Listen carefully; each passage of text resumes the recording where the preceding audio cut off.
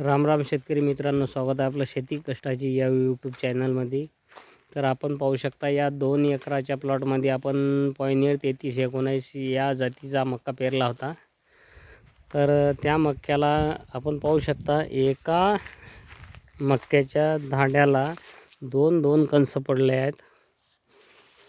हे पहा, पहिलं कणूस आणि हे बघा दुसरं कणूस.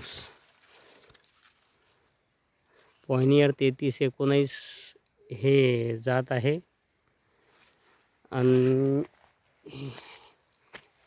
त्याच्या समोर आपण 6802 या जातीचा मक्का पेरला होता.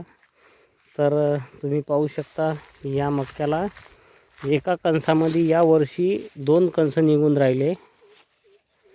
पाहू शकता तुम्ही, हे बघा, एका कणसाला 2 कणस आहेत, अंदर एक आणि बाहेर एक. पण हे कणस 2 होत नाहीत, उलट त्या कणसालाच हे भरासाठी थोडं भारी जाते. आणि पॉयनियर 3319 आपण पाहू शकता प्रत्येक झाडाला एका कणसाला 2, एका धांड्याला 2 कणस आले आहेत. तर पॉयनियर 3319 हे वाण चांगला आहे, पण जो धांडा आहे तो एकदम फारच पतला आहे, बारीक आहे. त्या मानानं जर पाहिलं तर हा खूप लहान आहे, सडपातळसारखा आहे. आणि कोणता धांडा मोठा झाला आहे, पण जास्त करून सर्व बारीकच आहे. कणस चांगले आहेत. आता काय एकरी किती क्विंटल होते, काय उत्पन्न येते, हे निघाल्यानंतरच माहीत पडेल. तोपर्यंत आपण त्याला खत ह्युमिक ॲसिड, युरिया याचे सर्व डोस दिलेले आहेत.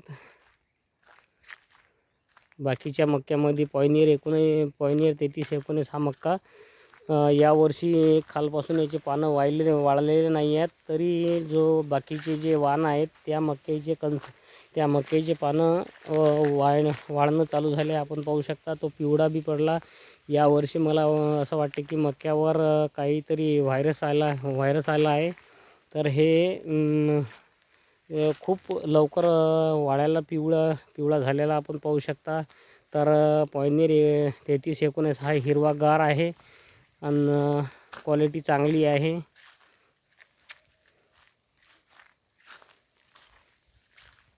तर तुम्ही पाहू शकता शेतकरी मित्रांनो, आपल्याला व्हिडिओ कसा वाटला